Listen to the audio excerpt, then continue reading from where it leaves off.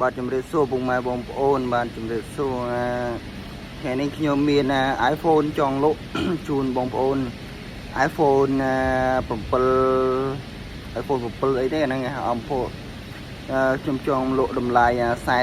42 លានគឺវាមានព្រោះ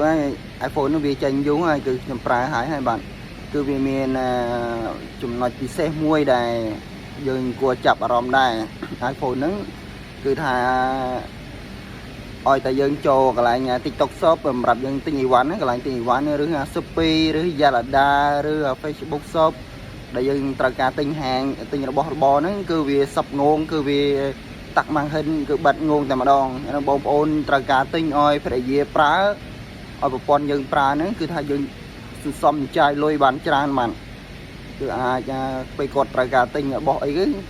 គឺវាតាក់ងងតែម្ដងបានគឺវាជួយសំចាយ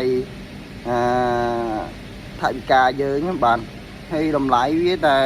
ខ្ញុំដូចថា30 លានបងប្អូនណាមិនខ្ញុំតម្លៃមុនមកដែលខ្ញុំស្លាយហ្នឹងគឺថាខ្ញុំលក់តម្លៃហ្នឹងណា iPhone 7គេហៅ7 Plus 7 Plus អីណាបាទអរគុណច្រើនបងប្អូនត្រូវការទិញទំនាក់ទំនងជាមួយខ្ញុំបាន